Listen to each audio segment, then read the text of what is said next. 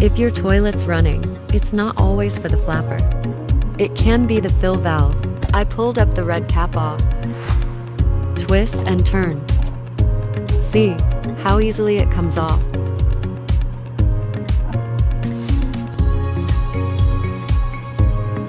Pull out the fill valve, seal off.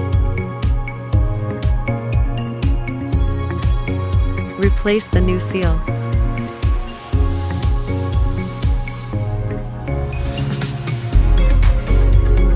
Put it right back in place. Twist and lock.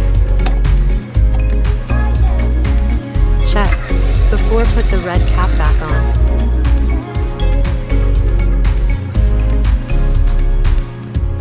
Put the red cap on. It's done. Save the money.